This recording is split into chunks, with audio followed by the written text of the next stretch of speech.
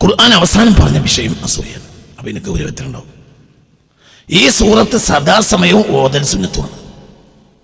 ഏത് മജ്‌ലിസിലിരുന്നാലും നമ്മൾ തോന്നും ഖുൽ അഊദു ബിറബ്ബിൽ ഫലഖ് മിൻ ശർരി മാ ഖലഖ വമിൻ ശർരി ഗാസിഖിൻ ഇദാ വഖബ് വമിൻ ശർരി നഫ്ഫാസാത്തി ഫിൽ ഉഖദ് വമിൻ ശർരി ഹാസിദിൻ ഇദാ ഹസദ്.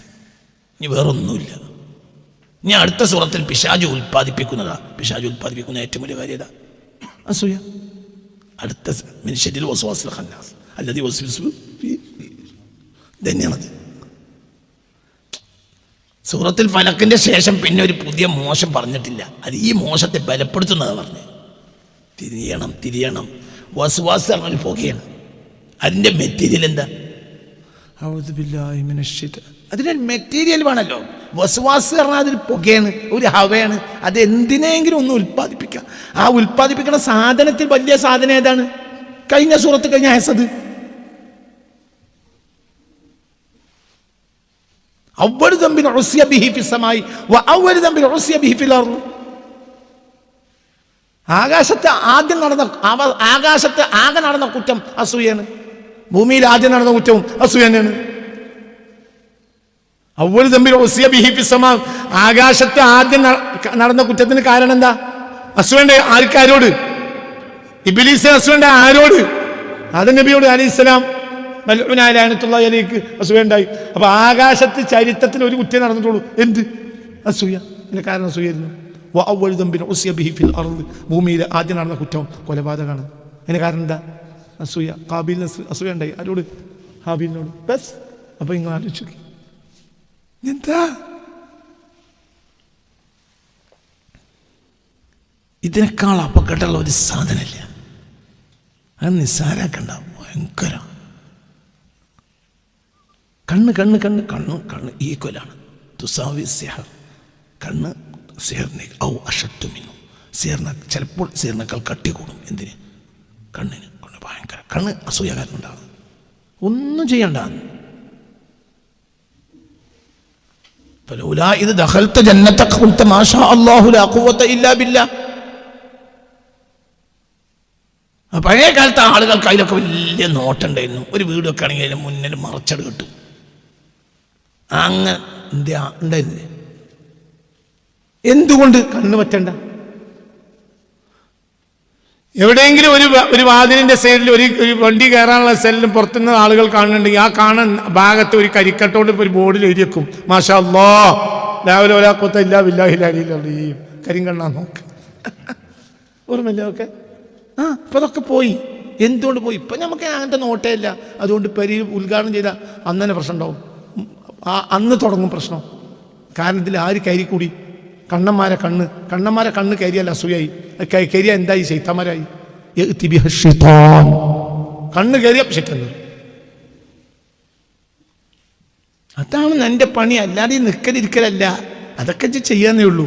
ഞാൻ ആ സഞ്ചിക്ക് ഇത് കയറ്റണം. നീ അനുഭവിച്ച കഷ്ടപ്പാട്.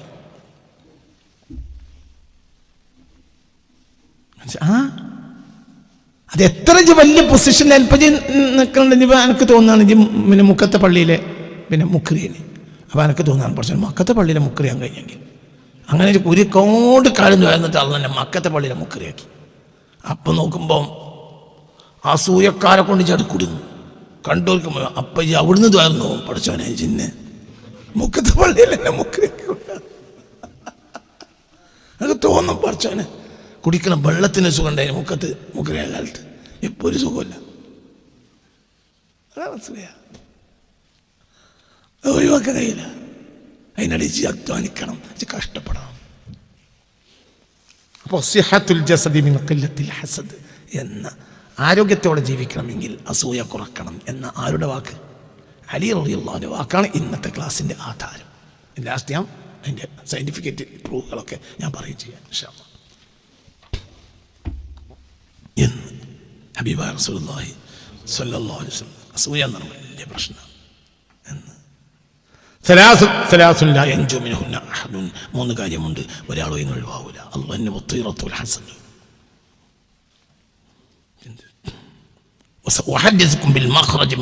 ഇതിൽ നിന്ന് രക്ഷപ്പെടാൻ വഴി ഞാൻ പറഞ്ഞുതരാം.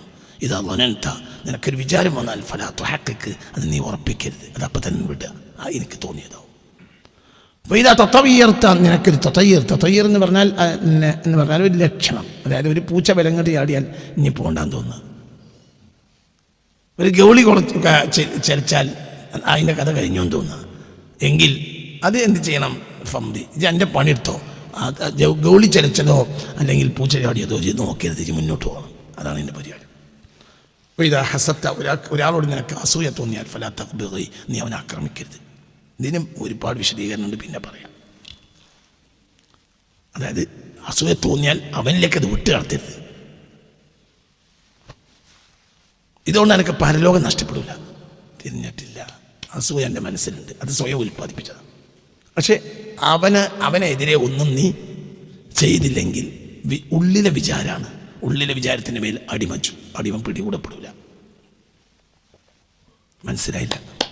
ഒരു ഉള്ളിലെ വിചാരം, ഒരാൾ വിഭജിക്കണം തോന്നി പക്ഷേ അവൻ വിഭജിച്ചില്ല, കുറ്റമുണ്ടാവില്ല. മനസ്സിലായില്ല? വ്യഭിചരിക്കണം എന്നൊരാൾക്ക് തോന്നി പക്ഷെ അയാൾ വ്യഭിചരിച്ചില്ല, അപ്പം അയാൾക്ക് എന്തില്ല? കുറ്റമില്ല. മനസ്സിൽ തോന്നിയതാണ്. കക്കണമെന്ന് തോന്നി കട്ടില്ല, കുറ്റം ഉണ്ടാവില്ല. ആ കർമ്മത്തിലേക്ക് കടന്നാലേ കുറ്റം ഉണ്ടാവുള്ളൂ. കക്കാൻ വേണ്ടി ഇറങ്ങി അപ്പം കുറ്റമാണ്, വ്യഭിചരിക്കാൻ വേണ്ടി ഇറങ്ങി അപ്പം കുറ്റമാണ്, വിചാരിച്ചില്ലെങ്കിലും. ഇത് അങ്ങനെ തോന്നിപ്പോയി, ഇതിലേക്കൊന്നും മുന്നിട്ടില്ല, കുറ്റം ഉണ്ടാവില്ല. അപ്പം എന്നതുപോലെ ഒരാളോട് അസൂയ നിനക്ക് തോന്നിയാൽ, ഒരു അസൂയ തോന്നിയാൽ അവിടെ നീ കുറ്റക്കാരനാവില്ല. അതിലേക്ക് നീ ഇറങ്ങിയാൽ, ആ അസൂയ പ്രവർത്തിക്കാൻ ഇറങ്ങിയാൽ അപ്പോൾ കുറ്റക്കാരനാവും. അതേസമയത്ത് ഈ അസൂയ നിന്റെ ഉള്ളിലുണ്ടാവുമ്പോൾ നിനക്കുള്ളിൽ പ്രശ്നം ഉണ്ടാവും. അതാണ് നമ്മൾ വിഷയം ലാസ്റ്റ് പറഞ്ഞത്. ആ അസൂയ നിന്റെ ഉള്ളിൽ കിടന്ന് കറങ്ങും. കുറച്ച് ദിവസത്തേക്ക് എൻ്റെ മനസ്സിൽ ഇത് കയറിയിട്ട് ഇപ്പം എന്നോട് പറഞ്ഞപ്പോൾ എനിക്കൊരു സമാധാനമായി.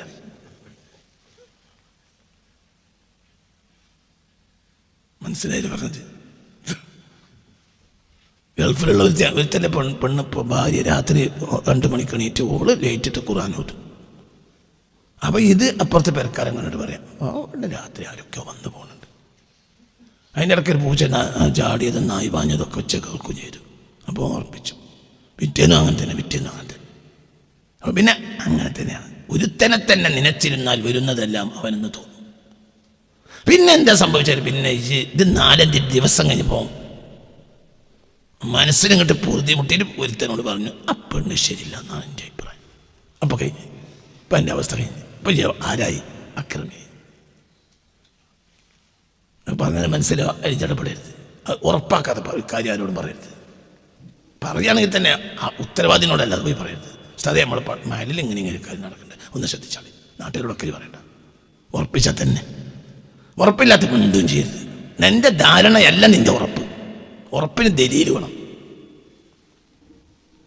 പറഞ്ഞ് മനസ്സിലായില്ലേ? ഇതോടെ മനസ്സ് പലതും പറഞ്ഞുണ്ടാക്കും, മനസ്സ് പലതും പറയും. അപ്പോൾ എന്നതുപോലെ ഇതൊക്കെ ഇതന്നെ അവിടെ ഇങ്ങനെ ഇല്ലാത്ത കഥകൾ ഇങ്ങനെ പറഞ്ഞുണ്ടാക്കും. അതിന് എൻ്റെ അടുത്ത് നിന്ന് പോയാൽ കഴിഞ്ഞ് പിന്നെ പിന്നെ പിടിച്ചാൽ കിട്ടില്ല. നിന്റെ മനസ്സിൽ നിന്ന് നീ വിട്ട് കഴിഞ്ഞാൽ പിന്നെ അത് പോകും. അത് പിന്നെ ഒരാളോട് പറഞ്ഞാലും ഇപ്പം ഞാൻ ഇപ്പം നിങ്ങളോട് പറഞ്ഞു, നമ്മൾ 2, 3, 4, 10 ആളുകൾ ഒരു സ്ഥലത്ത് പാർക്കാതെ ഒരു വീട്ടിൽ നിന്ന് ഇങ്ങനെ എന്തൊരു ഡൗട്ട് ഉണ്ടായാൽ ഞങ്ങളോട് പറഞ്ഞു എന്ന് സങ്കല്പിക്കുക. അവിടെ ഒന്ന് ശ്രദ്ധിക്കണം എന്ന് തോന്നുന്നുണ്ട് എന്ന് ഞങ്ങളോട് പറഞ്ഞാൽ ഇനി 10ാമത്തെ ആൾ അയാൾ പറയാൻ എന്തായിരിക്കും അറിയോ? ഉസ്താദ് കണ്ടതാണ്.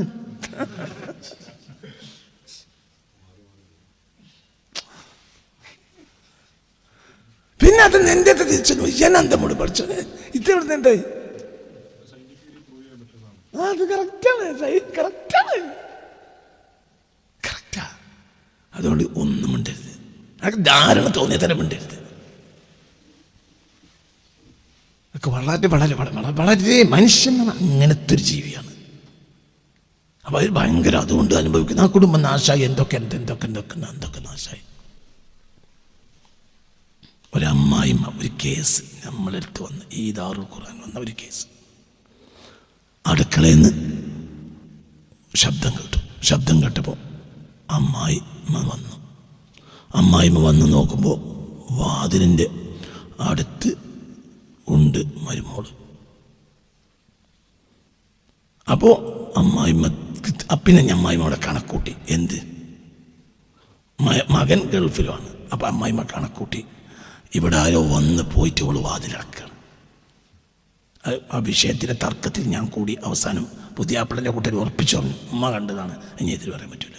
ആ പെണ്ണ് രഹസ്യമായി ഞങ്ങളോട് കരഞ്ഞു പറഞ്ഞു, അങ്ങനെ സംഭവം നടന്നിട്ടില്ല ഉസ്താദേ, അങ്ങനെ ഇല്ല, ഒരു തോന്നാണ്.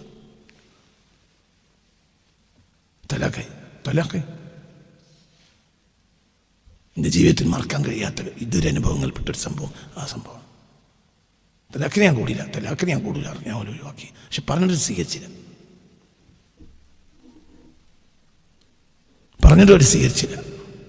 ഒക്കെ നഷ്ടപരിഹാരം കൊടുക്കാറ്. അപ്പോൾ ഞാൻ എന്താ നഷ്ടപരിഹാരം, ഞാൻ പുതിയ കൂട്ടർ വാദിച്ചു 10 ലക്ഷം രൂപ, മറ്റൊരു 2 ലക്ഷം രൂപ തർക്കമായി. അപ്പോൾ ഇവരങ്ങോട്ടും കൊണ്ട് തർക്കിക്കുന്നതിനിടയിൽ ആരോ പറഞ്ഞു, പെണ്ണിനോട് ചോദിച്ചൊക്കെ ഒക്കെ എന്താ വേണ്ടത്, എന്താ നമ്മൾ തലാക്കാണ്. അപ്പോൾ ഞാൻ ആ പെണ്ണിനെ വിളിച്ചു ഒറ്റക്ക്, എന്താ കുട്ടിയാണ് വേണ്ടത് ഒരു ചോദിക്കേണ്ടത്, ചിലപ്പോൾ തലാക്കാണ്. ഞാൻ പറയുന്ന സ്ഥലം വാങ്ങിത്തരും വെച്ചു, വാങ്ങിത്തരുന്നു. എൻ്റെ കാക്കാനെ തരുന്നു, പറഞ്ഞു വേണ്ട, നിങ്ങളെൻ്റെ കാക്കാനെ എനിക്ക് തരും, പൈസ എനിക്ക് വേണ്ട, പൈസൻ്റെ തൊലാക്ക എനിക്ക് വേണ്ട, തൊലാക്കൽ എന്തൊരായിരിക്കും, പൈസ ഞാൻ സ്വീകരിക്കില്ല, എനിക്ക് എൻ്റെ കാക്കാനെ ഉണ്ട്, ഞാൻ തെറ്റിയതില്ല. പക്ഷെ മറ്റുള്ള അംഗീകരിക്കില്ല. എന്താ കാരണം? ഉള്ളന് ഒരു വിചാരം, ഒരു ചിന്ത, എന്നൊക്കെ പറഞ്ഞ മനസ്സിലായി. അതിന് മറുപടിയില്ല. അതിനെന്താ പരിഹാരം? എൻ്റെ വീട്ടിൽ നിന്ന് അല്ലാക്കില്ല, മറ്റുള്ള പോയിക്കൊടുക്കാം. അവസാന തർക്കം എൻ്റെ പരിഹാരമാണെന്ന്. പോയിക്കോളി, എൻ്റെ വീട്ടിൽ നിന്ന് തലാക്കിടക്കാൻ പറ്റില്ല, പോയിക്കൊടുക്കാം. മറ്റൊരു അംഗീകരിക്കാനല്ല, ഈ കുട്ടി ഉറപ്പിച്ചു പറയും, ഞാൻ തെറ്റിൻ്റെ അക്കാക്കാനോട് ചെയ്തിട്ടില്ല. പിന്നെ നഷ്ടപരിഹാരം എൻ്റെ അക്കാക്കാനെ കിട്ടലാണ്, അതാണ് പരിഹാരം. അത് നിങ്ങൾക്ക് കഴിയൂലല്ലോ, എന്നാൽ പിന്നെ ഒന്നും വേണ്ട. അങ്ങനെയുണ്ട്, തെറ്റ് ഭയങ്കര, നമ്മളെ തെറ്റ്, ആ പെണ്ണെ ജയിച്ച്. എങ്ങനെയുണ്ട്? ഇതൊക്കെ മനുഷ്യന് വരുന്നതാണ്. ഒരു മനുഷ്യൻ്റെ ജീവിതം നശിപ്പിച്ച് കളയുമ്പോൾ അത് നമ്മൾ ചിന്തിക്കൂല ഒരു വാക്കുമൽ. അതുകൊണ്ടാണ് ഫൈദാ എന്താ ഒരു വിചാരം വന്നാൽ തന്നെ അത് ഉറപ്പിക്കാതെ ആ വാക്ക് പറയരുതെന്ന് ഹബീബ് റസൂലുള്ളാഹി. അത് ഉറപ്പിക്കണം, ഇല്ലെങ്കിൽ ഉറപ്പിക്കണവരെ കാത്തിരിക്കണം. ഇന്നല്ലെങ്കിൽ നാളെ ഉറപ്പിനൊക്കെ കിട്ടും. ഇന്നല്ലെങ്കിൽ ഇതിനപ്പുറം 40 ദിവസം ഉമ്മരപ്പടി വിളിച്ചിരുന്നാലും പഴയ കാലത്ത് ഒരു തെറ്റാണെങ്കിൽ 40ാമത്തെ ദിവസം ഉമ്മരപ്പടി വിളിച്ചു പറയുന്നുണ്ട്. അങ്ങനെയും പറയും, അതൊക്കെ സത്യമാണ്. അറിയേണ്ടത് ഭാര്യ ഭർത്താവിനെ ചതിച്ചാൽ പുറത്തു വരും, ഭർത്താവ് ഭാര്യയെ ചതിച്ചാലും പുറത്തു വരും. ഉറപ്പായിട്ടും അറിയും. അത് ആ ബന്ധത്തിന് അല്ലാഹു സുബ്ഹാനഹു വ തആല കൊടുത്ത അത് മതമല്ല ജാതിയില്ല, തിരിഞ്ഞിട്ടില്ല. പിന്നെ മറ്റേ മുണ്ടാതെ നടക്കും, ഓളും മുണ്ടാതെ നടക്കും, തിരിഞ്ഞിട്ടില്ല. ഭാര്യ ഭർത്താവിനെ ചതിക്കണമെങ്കിൽ ഭർത്താവ് അറിയും. എങ്ങനെ അറിയും? അത് ആ അഖദിൽ, ആ ബന്ധത്തിൽ അല്ലാഹു കൊടുത്തൊരു സത്യമാണ്. അത് ഏത് മതത്തിലും അങ്ങനെ തന്നെ. അവനറിഞ്ഞിട്ട് ചിലപ്പോൾ മുണ്ടാതെ നടക്കും, ബന്ധം മുറിയാനാവൂല. ഭർത്താവ് ഭാര്യയെ ചതിച്ചാലും ഓളറിയും. കാരണം അത് ആ ബന്ധത്തിനൊരു സത്യം, വിവാഹം എന്നൊരു സത്യം. ഏത് മതത്തിലാണെങ്കിലും ആരാധനയിലെ പ്രശ്നമുള്ളൂ. വിവാഹം തന്നെയാണ്. അത് മാലട്ട് വിവാഹം തന്നെയാണ്. ഏത് വിവാഹമാണോ അതിൽ സത്യം കിടക്കുന്നത്. മനസ്സിലുണ്ടോ പറഞ്ഞാൽ ചിന്തിക്ക്. അപ്പോൾ നമ്മൾ അതുവരെ കാത്തിരിക്കേണ്ടി വരും. പറയണ്ട, ഇതൊക്കെ മനുഷ്യന് പല കാരണത്താൽ വന്നു ചേരും. വയസ്സായ മനുഷ്യന്മാർക്കൊക്കെയാണ് ഇതിൽ വലിയ പ്രശ്നം. യാതൊരു ബോധവും ചില ആളുകൾക്ക് ഉണ്ടാവില്ല എന്ത് പറയാനും എന്ന്. കാദൽ ഫഖറു അൻ യകൂന കുഫ്റൻ, ദാരിദ്ര്യം അധികരിച്ചാൽ അത് കുഫ്റായി മാറും. വകാദൽ ഹസദു അൻ യഗ്ലിബൽ ഖദറ, അല്ലാഹുവിന്റെ ഖദറിനെ മറിച്ചിടാൻ ഹസദിന് കഴിയും എന്ന് പുണ്യ റസൂൽ. ഹസദ് വളർന്നാൽ ഖദർ മറിച്ചിടും, എന്നിട്ട് പോകും. അപ്പൊ ഹസദിന് അവസരം ഉണ്ടാക്കരുത് എന്നൊക്കെ പറഞ്ഞത് മനസ്സിലല്ല. ഹസദ് ചിലപ്പോൾ ഖദറിനെ മറിച്ചിടും. അതായത് ഈ മുതലാളിയാകലാണ് ഖദറെങ്കിൽ വേറെ തൻ്റെ അസൂയക്കാരോട് കൂടി ചിട്ടു അലഞ്ഞിട്ട് പോകും. അപ്പോൾ ഖദറിനെ മറിച്ചിട്ടു എന്ത്? ഹസദ്. പിന്നെ അതാവും ഖദർ. അതുകൊണ്ട് അസൂയക്ക് അവസരം ഉണ്ടാക്കരുത്. അസൂയ ഭയങ്കര, അസൂയ അവസരേ ഉണ്ടാക്കരുത്. ഒന്നുകൊണ്ട് ഉണ്ടാക്കരുത്.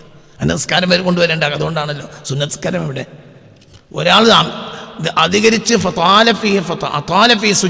സുജൂദിൽ ഒരാൾ നീട്ടിക്കിടക്കണം കണ്ടപ്പോൾ ഒരാളോട് പറഞ്ഞു, ഇതൊരു സുജൂദാണ്.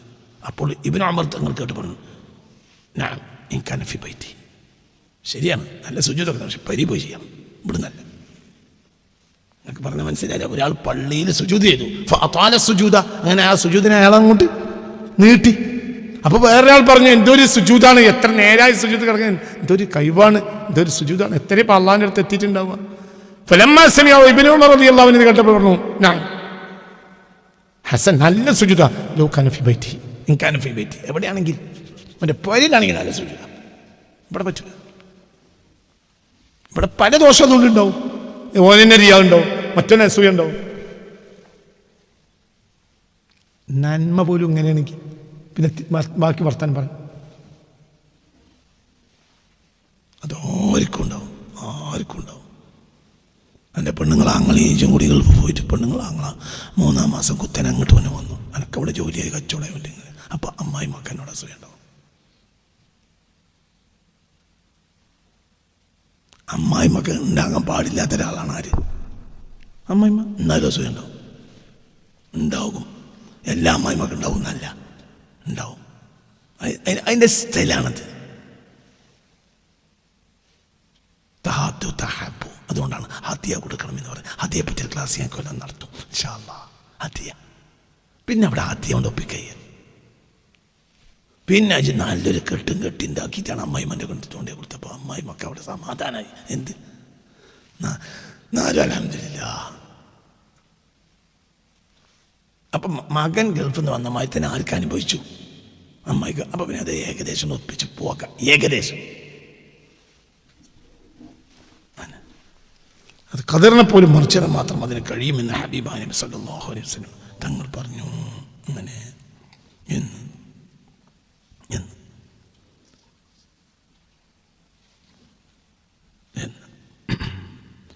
أن موسى عليه السلام لما تعجل إلى ربه رأى في ظل العرش رجلا فغبطه بمكانه മൂസാ നബി അലൈഹി സ്വലാത്തു വസ്സലാമിനെ അല്ലാഹു സുബ്ഹാനഹു വ തആല അർശിന്റെ തണൽ കാണിച്ചു കൊടുത്തപ്പോൾ ആ അർശിന്റെ തണലിൽ ഒരാൾ ഇരിക്കുന്നുണ്ട്.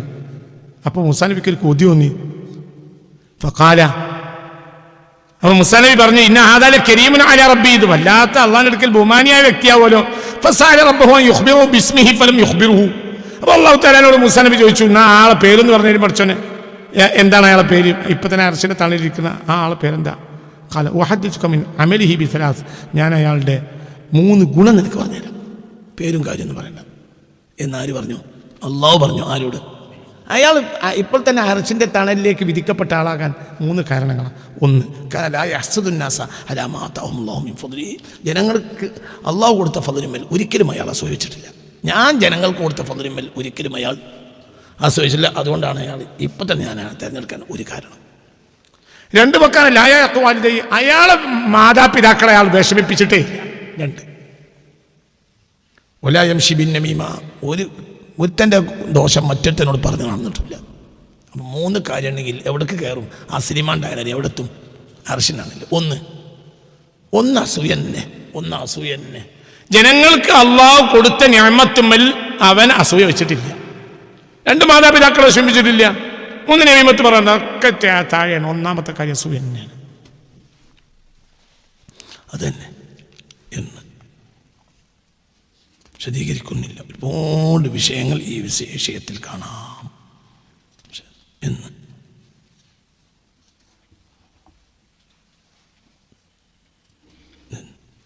അതിനുള്ള പരിഹാരം എന്താണെന്ന് ഞാൻ പിന്നീട് പറയാം. എൻ്റെ പരിഹാരമുണ്ട്, പറയാം എന്ന്.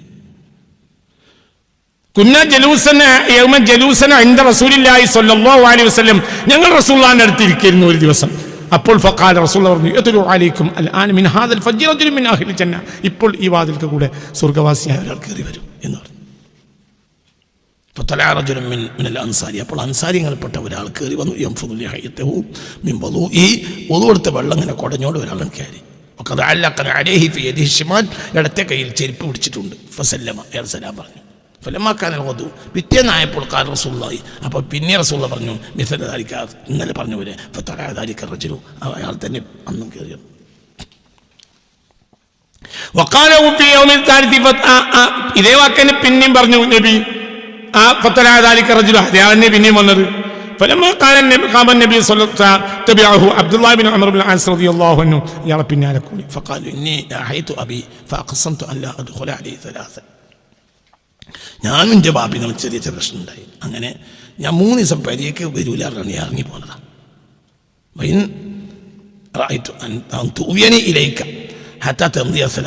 നിങ്ങളെ പേരിൽ ഒരു 3 ദിവസം പാർക്കാൻ നിങ്ങളൊരു അതിഥിയായി കൂട്ടുകയാണെങ്കിൽ വലിയ കാര്യമായിരുന്നു പറഞ്ഞു. അപ്പോൾ കാരണം ഇവിടെ കയറി കൊള്ളിനാ മനസ്സിലായില്ല. അബ്ദുല്ലാഹിബ്നു അംർ ഇബ്നു ആസ് റളിയല്ലാഹു അൻഹു എന്ത് ചെയ്തു? ഇയാളെ ഒപ്പം കൂടി. ഇയാൾ 3 ദിവസം, ഞാനും എൻ്റെ ബാപ്പയും ഞങ്ങൾ ചെറിയൊരു പ്രശ്നം ഉണ്ടായി. അപ്പോൾ അതുകൊണ്ട് 3 ദിവസം ഞാൻ ഈ പരീക്കനെ വരില്ലാതെ ഇറങ്ങി പോകുന്നതാണ്. എനിക്ക് എവിടെയെങ്കിലും ഒന്ന് പാർക്കണമല്ലോ, നിങ്ങളെ പരിയിൽ എന്നെയും കൂടി ഒന്ന് കൂട്ടിയാൽ വലിയ കാര്യമായിരുന്നു പറഞ്ഞു. അപ്പോൾ ആയിക്കോട്ടെ പാർത്തോളിന്ന് അയാൾ പറഞ്ഞു. അങ്ങനെ ഞാൻ അയാളുടെ വീട്ടിൽ താമസിച്ചു. ഫലം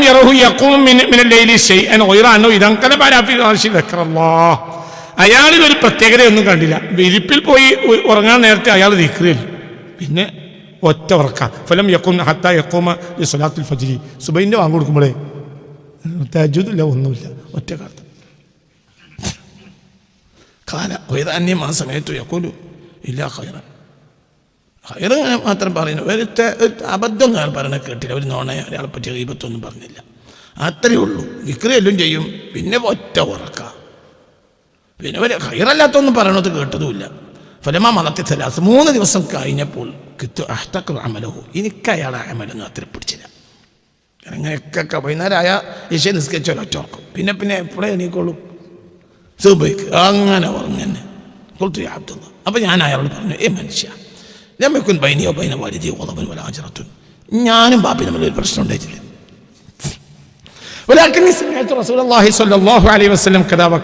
നിങ്ങളെപ്പറ്റി ഇങ്ങനെയൊക്കെ നബി പറയണത് ഞാൻ കേട്ടു. അമലൊന്ന് പഠിക്കണമെന്ന് തോന്നി. പക്ഷെ ഫലം അറക്കത്തെ അമലം തീറ, പക്ഷെ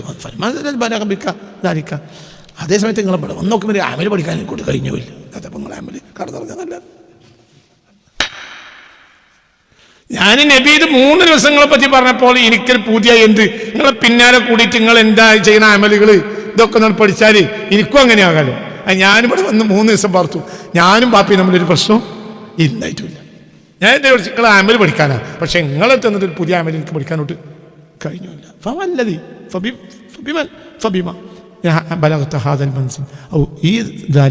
ഈ പറഞ്ഞ അവസ്ഥയിലേക്ക് നിങ്ങൾ ഉയരണമെങ്കിൽ അതിന് കാരണം ഉണ്ടാവുമല്ലോ, എന്തേന്ന് ചോദിച്ചു. അപ്പൊ അയാൾ പറഞ്ഞു, മാവയില്ല മറായിത്ത, ഇത് കണ്ടതെന്നെ എൻ്റെ അടുത്തുള്ളൂ, പോയിക്കോ, അല്ല എൻ്റെ അടുത്ത് പുതിയ അമലൊന്നുമില്ല. ഫലമാവല്ലേത്തു, അങ്ങനെ ഞാൻ ഫലമാവല്ലേത്തു, ഞാൻ തിരിച്ചു പോന്നു, എനിക്കൊരു വിഷമമായി, ഒന്നും കണ്ടതുമില്ല. അപ്പൊ ദാനി അയാളിനെ ബാക്കിൽ നിന്ന് വിളിച്ചു. അയാൾ പറഞ്ഞു, മാവയില്ല മാറായിത്ത, ഇത് കണ്ടതായ അമലേ എൻ്റെ അടുത്തുള്ളൂ. ഒരു പോരോ ഹസദൻ അലാ ഖൈരിൻ അതാല്ലാഹു ഇയ്യാഹു, അള്ളാഹു അയാൾക്ക് കൊടുത്ത നിയമത്തിന്റെ പേരിൽ ഒരു മനുഷ്യനോട് എനിക്ക് എന്തുണ്ടായിട്ടില്ല, ഒരു അസൂയ ഉണ്ടായിട്ടില്ല, ഒരു പോരും ഉണ്ടായിട്ടില്ല, അത്രേ ഉള്ളൂ എന്ന്.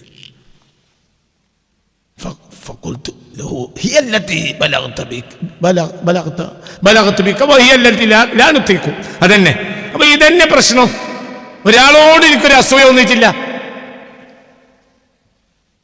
പറഞ്ഞ മനസ്സിലായി? ഒരാളോട് അസൂയ എന്റെ ജീവിതത്തിൽ ഒരാളുടെ അസൂയ എനിക്ക് ഉണ്ടായിട്ടില്ല. അള്ളാഹു ഒരാൾക്ക് കൊടുത്ത നിയമത്തിന്റെ മേലെ ഒരു അസൂയ എനിക്ക് തോന്നിയിട്ടില്ല. അപ്പൊ അബ്ദുല്ലാഹിബ്നു അംർ റളിയല്ലാഹു വിഷയം തന്നെ. അപ്പൊ ഖുർആൻ പറഞ്ഞ അവസാനത്തെ കുറ്റാണ് എന്ത്, ഹസദ്. അതിന്റെ മേലെ ഒന്നും പറയാനുമില്ല. അപ്പോൾ അതിന് അള്ളാഹു തആല അവസ്ഥയെത്തൊട്ട് നമ്മളെ കാത്തിരക്ഷിക്കട്ടെ എന്ന് ചുരുക്കത്തിൽ ചിന്തിക്കുക. അള്ളാഹു സുബ്ഹാനഹു വ തആല അവൻ്റെ അടിമകളോട് മോശമായി അവർക്ക് അള്ളാഹു കൊടുത്ത നിഅമത്തുമേൽ അസൂയ വെക്കുന്നതിനെ തൊട്ട് അള്ളാഹു നമ്മളെ കാത്തുരക്ഷിക്കട്ടെ എന്ന് ഹബീബ് റസൂലുള്ളാഹി പറഞ്ഞു, ദബ്ബ ഇലൈക്കും ദാഉൽ ഉമം, പഴയകാല ജനങ്ങൾക്കൊക്കെ അവരൊക്കെ നശിച്ചു പോകാൻ പല കാരണങ്ങളുണ്ട്. ഒരു രോഗമുണ്ട്. ആ രോഗം നിങ്ങളുടെ ഉള്ളിലേക്ക് കയറി വരുന്നത് നിങ്ങൾ നോക്കണം. പല രോഗങ്ങളല്ല, പല തലമുറകളും നശിക്കാനുള്ള കാരണം ഒരു രോഗം. അതെന്താ നബി? അൽ ഹസദ്. എന്താ? അസൂയ. കഴിഞ്ഞ കാല തലമുറകൾ മുഴുവൻ നശിക്കാനുള്ള കാരണം അസൂയ. അത് മാത്രം നമ്മൾ ഒരു കാര്യം പറയാം. ബോംബെ എന്ന് പറഞ്ഞാൽ ദാദമാരെ നാടായിരുന്നു. ബോംബെയിലെ ദാദമാർ കേട്ടിട്ടില്ലേ? ആ ദാദമാരെ ഒതുക്കാൻ സർക്കാരിനൊരു ബുദ്ധിമുട്ട് വന്നില്ല. അവർക്കിടയിൽ എന്തുണ്ടായി? അസൂയണ്ടപ്പോൾ ഓരോ ദാദ വിഭാഗവും മറ്റേ വിഭാഗത്തിനെ കൊന്നു. 90% ബോംബെയിലെ ദാദമാർ തമ്മിൽ കൊന്ന് തീർന്നതാ. അവസാനത്തെ ദാദ പാകിസ്ഥാനിൽ കൂടിപ്പോയി. അതാണ് ദാവൂദ് ഇബ്രാഹിം. എനിക്ക് പറഞ്ഞത് മനസ്സിലായില്ല. ദാദമാർ കേട്ടിട്ടില്ല? ദാദമാർ, ബോംബെ ദാദമാർ, ധാരാവി, ഹാജി മസ്താൻ, ഇങ്ങനെ അങ്ങനെ കൊടുത്തിട്ട് നല്ല മനുഷ്യനെ, നല്ല മനുഷ്യനെ. ചോട്ട രാജ, കരീം ലാല ഒക്കെ കൊന്നതാ. ആരാ കൊന്നത്? എതിർ ദാദാ വിഭാഗം. അവർ തമ്മിൽ എന്തുണ്ടായി? അസൂയ. സർക്കാരിന് ഒരു ബുദ്ധിമുട്ടുണ്ടായില്ല. ഭയങ്കര അസൂയ എന്ന് പറഞ്ഞാൽ അത് ഭയങ്കര. അത് പഴയകാല ജനതകളെല്ലാം നശിച്ചു പോകാൻ കാരണം അവർക്കിടയിൽ എന്തു വന്നതാണ്? അസൂയ. ആ ജനത നശിച്ചു. അങ്ങക്കും ദബ്ബ പറഞ്ഞ അങ്ങനെ.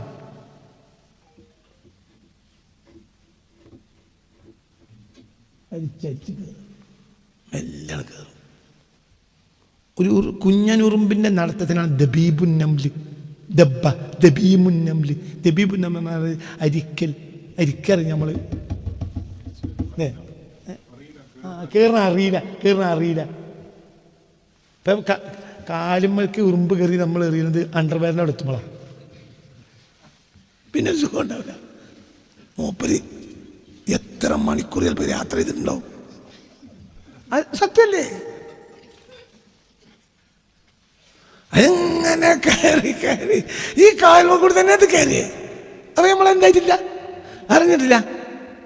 അത് വന്ന് അണ്ടർവെയറിനോട് എത്തിയപ്പോൾ പിന്നെ നമുക്ക് മനസ്സിലായി മൂപ്പര് കയറിയിട്ടുണ്ട്. മൂപ്പര് എപ്പോഴോ കയറിയിട്ടുണ്ട്. നമുക്ക് കോഴിക്കോട്ട് പോണ ദൂരം ഉണ്ടല്ലോ, മൂപ്പര് കയറി അണ്ടർവെയറിനോടക്ക്. അപ്പം നിങ്ങൾക്ക് പറഞ്ഞാൽ മനസ്സിലാകും. അതന്നെ അരിച്ച് കയറുക, അതാരും അറിയില്ല.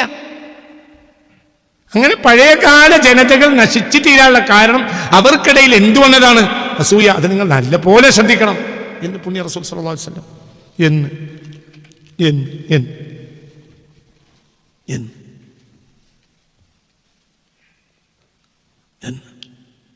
വല്ലദീ നഫ്സി ബിയദിഹി ലാ തദ്ഖുലുൽ ജന്ന ഹത്താ തുഅ്മിനൂ.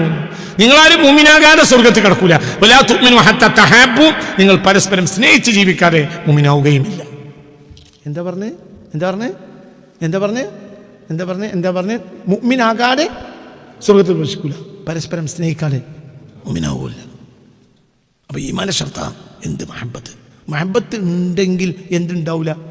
അസൂയ ഉണ്ടാവില്ല. അസൂയയെ മുഹബ്ബിനെയും മഹബൂബിൻ്റെയും ഇടയിൽ ഈ ആണ് കയറിയാൽ പിന്നെ ഒരു ശത്രുക്കളോ. അങ്ങനത്തെ ചരിത്രം 10,000 ലോകത്ത്. എന്താ പറയുക? ഇൻറ്റിമേറ്റ് ഫ്രണ്ട്സ്, അവർക്കിടയിൽ എന്ത് കയറി? ഹസദ് കയറി, ഇരിച്ചിങ്ങനെ കയറി, പിന്നെ വിട്ടു, പിന്നെ തമ്മിൽ ശത്രുക്കളായി. ഹസദ് കയറിയാൽ അതാണ് ദബ്ബ. മെല്ലെ കയറും. ഭയങ്കര ഫ്രണ്ട്സ് ആയിരിക്കും, ഇൻറ്റിമേറ്റ് ഫ്രണ്ട്സ്. അങ്ങനെയാണ്. ഇപ്പം രണ്ടാളും ഗൾഫിൽ പോയിട്ട് ഒരാൾക്ക് ജോലി കിട്ടി, ഒരാൾക്ക് ജോലി കിട്ടിയില്ല. രണ്ടാമത്തെ ആൾ ജോലി മാത്രം ശ്രദ്ധിക്കാത്ത ആളാണെങ്കിൽ ഒരു പിന്നെ മുന്നോട്ട് പോകും, തിരിഞ്ഞിട്ടില്ല. ഒന്നാമത്തെ ആൾ നല്ല ആൾ പോയി, രണ്ടാമത്തെ ആൾക്ക് ജോലിക്ക് അത്ര പ്രശ്നമല്ല.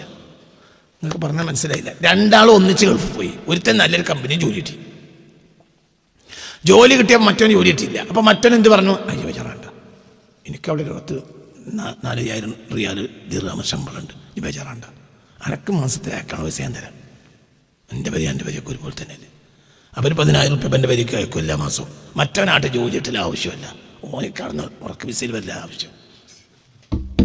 അങ്ങനെയും ആകണം. ഇനി ഷർത്തപ്പി പറയണത് ഒന്നാമത്തെ ആൾ നല്ല മനസ്സറിഞ്ഞ് കൊടുക്കണോലാകുക. പിന്നെ എന്ത് ചെയ്യും? രണ്ടാളും കൂടി ജോലി കഴിഞ്ഞ് വന്നാൽ രണ്ടാളും കൂടി വണ്ടി കയറി സാമാനം സൂപ്പർ മാർക്കറ്റിൽ പോയി വാങ്ങിക്കുന്നു. രണ്ടാളും ഒന്നിച്ച് ഭക്ഷണം ഉണ്ടാക്കും. വരുമ്പോഴത്തേനോട് ഭക്ഷണം വെക്കും. ഇവനും എന്തിൻ്റെ ആവശ്യമല്ല. രണ്ടാമത്തെ ജോലിൻ്റെ ആവശ്യമൊന്നുമില്ല. 10,000 റുപ്യ അയക്കണുണ്ട്, ഇവിടെ ആട്ടമാരിയൊക്കെ തിന്ന് പോകുന്നുണ്ട്, ഉറക്ക വിസയും TV ഒക്കെ ഉണ്ടേനും. അപ്പോൾ തെറ്റൂല. അതേ സമയത്ത് രണ്ടാമത്തോനെ ഇതുപോലത്തെ ജോലി കിട്ടണമെന്നാണെങ്കിൽ ഒരു തമ്മിൽ എന്ത് തുടങ്ങും? അകർച്ച. ഇൻറ്റിമേറ്റ് ഫ്രണ്ടാണെങ്കിൽ ഇങ്ങനെ കയറും. ഭയങ്കര എന്ന് പുണ്യ റസൂൽ മുസ്തഫ ഭയങ്കര. قال معاوية رضي الله عنه ليس في خصال الشد أعدل من الحسد. ഹസദിനേക്കാൾ ഭയാനകമായ ഒന്നും ഷെറിൽ വേറെയില്ല. ഷെറിൽ ഏറ്റവും ഭയാനകം എന്താണ്? ഹസദ എന്ന്. ഇനി ഇനി അതുകൊണ്ടുണ്ടാവുന്ന ആപത്തുകൾ ഞങ്ങൾക്ക് പറഞ്ഞുതരാം ഇൻഷാ അല്ലാഹ്. അതിൻ്റെ ആപത്തുകളാണ് ഇനി ഞാൻ പറയാൻ പോണത്. അല്ലാഹു തആല ഹസദ് വരുന്നു. ഇതുവരെ നമ്മൾ മഹ്സൂദിന് വരുന്ന പ്രശ്നങ്ങളാണ് പറഞ്ഞത്. അസൂയ വന്നപ്പോൾ ഉണ്ടായ ഇനി ഹാസിദിന് സ്വയം ഉണ്ടാവുന്ന വിഷയമാണ് ഇന്നത്തെ പ്രധാനപ്പെട്ട ഹെഡിങ്. അത് ഞാൻ പറഞ്ഞുതരാം. ഹസദ് വന്നാൽ എന്താ ഉണ്ടാകുക? അത് ഹസദ് ദാവുൻ. അസൂയ രോഗമാണ്. അത് രോഗമാണ്. രോഗം അങ്ങോട്ട് കൂടിയാൽ അത് മതിയാവും ജീവൻ പോകാൻ. അസൂയ കൊണ്ട് എന്താ ഉണ്ടാകുക? എന്തുണ്ടാവും? അസൂയ ഷുഗറുണ്ടാവും. കാരണം അസൂയ കൂടിയാൽ ഉറക്കം കുറയും. ഉറക്കം കുറഞ്ഞാൽ ഷുഗർ കൂടും. അസൂയ കൊണ്ട് ബിപിണ്ടാവും. അസൂയ കൂടിയാൽ ടെൻഷൻ കൂടും. ടെൻഷൻ കൂടിയാൽ ബി പി കൂടും. അപ്പോൾ അസൂയ ഉണ്ടായാൽ ബി പി ഉണ്ടാവും.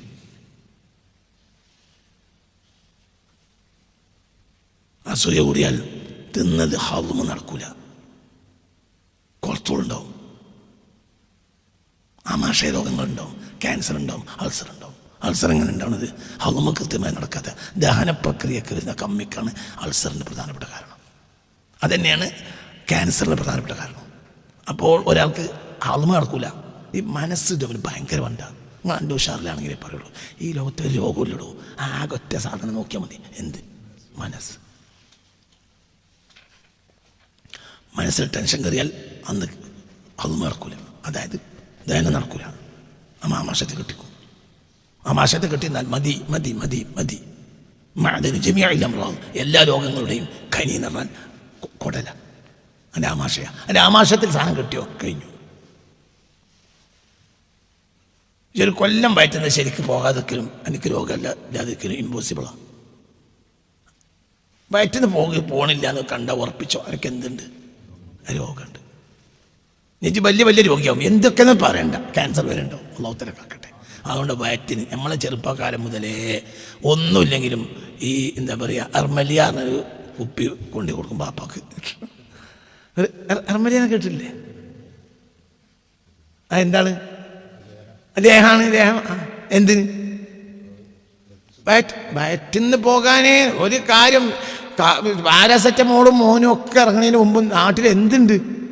ഈ ഡബ്ബ വാങ്ങിക്കൊണ്ടുവരും ഇടക്കിടക്ക്. എന്തിന്? ആ സുന്നാമക്കി. ഈ സുന്നാമക്കി ഇതൊക്കെ ഭയങ്കര മനസ്സിലായില്ലേ? ആമണക്കെണ്ണ ഭയങ്കരമാണ്. എൻ്റെ ജീവിതത്തിൽ ഒറ്റ ആമണക്കെണ്ണ കുടിച്ചിട്ടുള്ളൂ. അല്ലാ, ആ വേദന എപ്പോഴും പോയിട്ടില്ല. ഈ ദുനിയാവിൽ ഏറ്റവും പ്രയാസം എന്താണെന്ന് ഒരാളിനോട് ചോദിച്ചാൽ പറയും ആമണക്കെണ്ണ കുടിക്കലാണ്. ആമണക്കെണ്ണ അല്ലാ സഹിക്കൂല. സുന്നാമക്കി കുടിക്കാം. ആമണക്കെണ്ണ കുടിക്കാൻ കഴിയില്ല. പക്ഷെ അതൊക്കെ കുടിക്കേണ്ടി വരും. എന്തില്ലാതെയാൽ നമുക്കിപ്പോൾ വയറ്റിന് മര്യാദക്ക് പോണതുകൊണ്ടാണ്. മുനിസിപ്പാലിറ്റി കക്കൂസിൻ്റെ അടുത്ത് ചെന്നപ്പോൾ മൂത്തിരിക്കാൻ 3 ഉറുപ്പ്യം കക്കൂസൊക്കെ 5 ഉറുപ്പ്യാണ്. അവൻ തന്നിട്ട് എനിക്ക് മൂത്തിരിക്കണ്ട. ആയിക്കോട്ടെ ചോദിക്കും. എനിക്ക് മുട്ടിയിട്ടുണ്ടാവില്ല. മുട്ടേണ്ട മാതിരി മുട്ടിച്ച് 5 10 കൊടുക്കും എന്ന് പറഞ്ഞ മാതിരി. മനസ്സിലാണ് പറഞ്ഞത്. വയറ് കൃത്യമായി ഇളകിപ്പോകണം. ടെൻഷൻ കൂടിയാൽ ഹളുമ നടക്കൂല. ഹളുമ നടക്കൂലെങ്കിൽ അതവിടെ കെട്ടി കിടക്കും.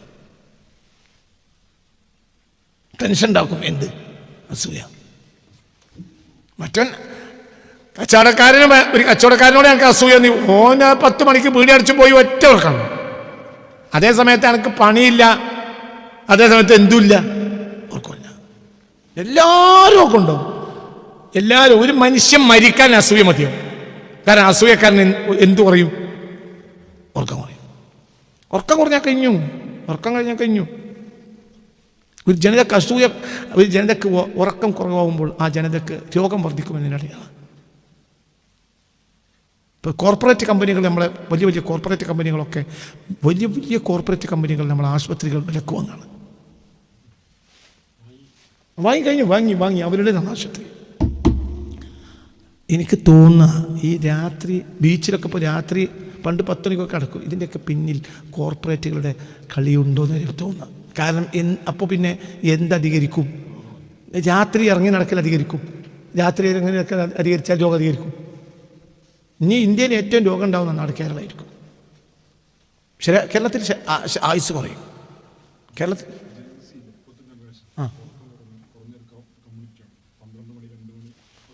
പകലുറങ്ങിയിട്ട് ഒറ്റ കാര്യമില്ല. പകലുറങ്ങിയിട്ട് ഒരു കാര്യമില്ല. പകലുറങ്ങിയിട്ട് ഒരു കാര്യമില്ല. പകലുറങ്ങിയാൽ തടി കൂടും. പകലാകെ ഉറങ്ങാൻ പറ്റിയ നേരം എന്ന് പറഞ്ഞാൽ കൈലൂലത്ത് മാത്രം. അതാണ് പകലിന് സമയം ഉറക്കം.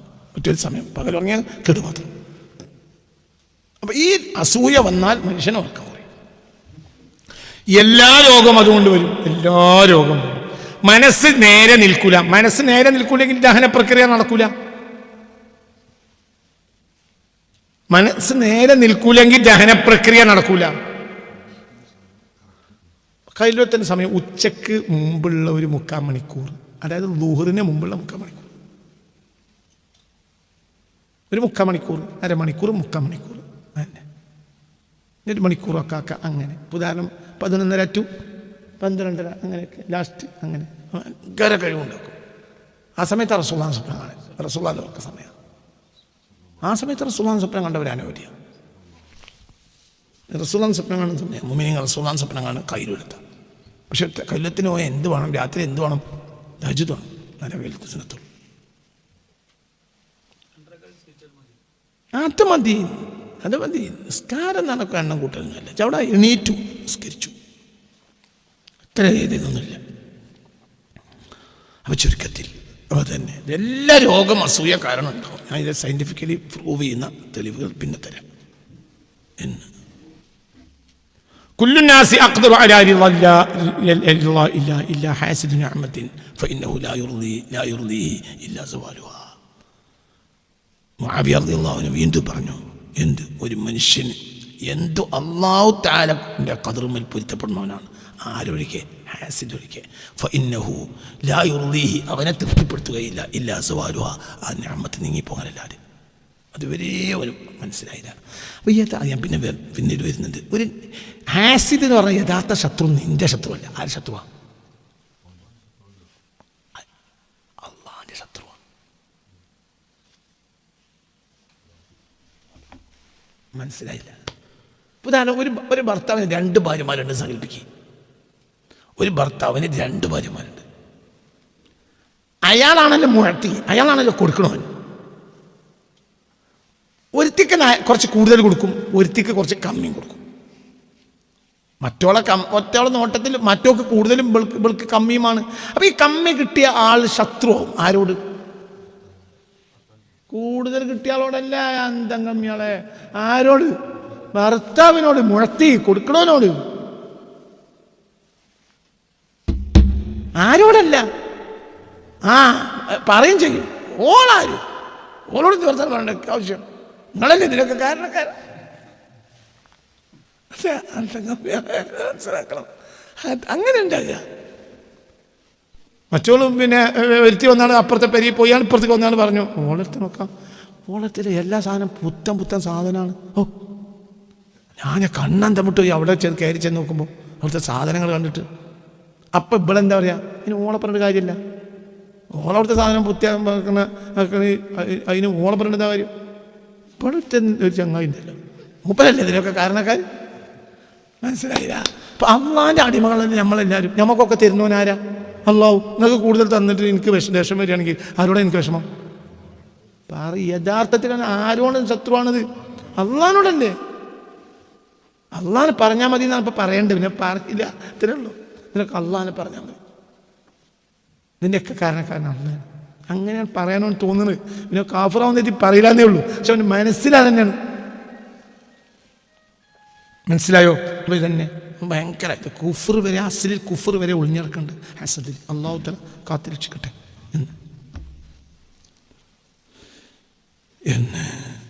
قال الحسن البصري, ഹസൻ ബസരി റളിയല്ലാഹു അൻഹു പറഞ്ഞു, യാ ഇബ്നു ആദം, ഏ മനുഷ്യപുത്ര, ലിമ തഹ്സിദു അഖാക, എന്തിനാണ് നീ ഒരു തഹ്സിദു അഖാക, നിന്റെ സഹോദരനോട് നീ എന്തിനാ അസൂയ വെക്കുന്നത്? ഫഇൻ കാന അല്ലദീ അഅതാഹു ലികറാമതിഹി അലൈഹി, അയാൾക്ക് അല്ലാഹു കൂടുതൽ കൊടുത്തത് അയാൾക്ക് അല്ലാഹുവിന്റെ അടുക്കൽ അയാളുടെ ഒരു മഹത്വം കണ്ടാണെങ്കിൽ, ഫലിമ തഹ്സിദു ലിമൻ അക്രമഹുല്ലാഹ്, അല്ലാഹു ആദരിച്ച ഒരാളോട് ഈ എന്തിനാ അസൂയ വെക്കുന്നത്? അവന്റെ ഒരു മഹത്വം കാരണമാണ് അവൻ അള്ളാഹു കൂടുതൽ കൊടുത്തതെങ്കിൽ അയാളെ മഹത്വപ്പെടുത്തിയതാരാ? അള്ളാഹു അല്ലേ? അള്ളാഹു ബഹുമാനിച്ച ആളെ ബഹുമാനിക്കലല്ലേ എന്റെ ബാധ്യത. എന്തിനാ ജസൂയാക്കണത്? അള്ളാഹ് ബഹുമാനിച്ച ഒരാളെ എന്തിനാ എനി പോന്നു? ഹസൻ ബസ്രി തങ്ങൾ വാക്ക് സയ്യിദു താബിഈൻ താബിഈൻ നേതാവ് ഹസൻ ബസ്രി എന്ന് ഒയിക്കാനോയതായിരിക്കാം. അള്ളാഹുവിനെ ബഹുമാനിച്ചതല്ലത് കൊടുത്തത് അള്ളാഹിനെ പരീക്ഷിച്ചതാണെങ്കിൽ നരകത്തിൽ പോകാൻ നടക്കണം. ഒരുത്തനോട് ജാസൂയാക്കണം, നരകത്തിൽ പോകണം.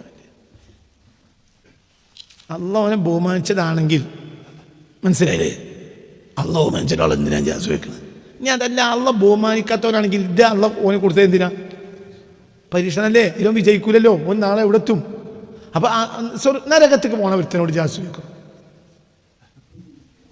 നിങ്ങൾക്ക് പറഞ്ഞ മനസ്സിലെ തൂങ്ങിച്ചാക്കാൻ പോകുന്ന ആൾക്കാർ ഒരുത്തനോട് എന്തിനാ സൂഹിക്കണം? നമുക്ക് കഴിഞ്ഞ് തീർന്നു പോകുകയല്ലേ? 10 മിനിറ്റ് കഴിഞ്ഞാൽ ആ മരത്തമ്മ തൂങ്ങി ആടുമെങ്കിൽ ഓനോട് ജാസൂഹിക്കേണ്ട ആവശ്യം എന്താ എന്ന് പറഞ്ഞതുപോലെ പിന്നെ എന്തിനാണ് ജാസൂയ വെക്കുന്നത്?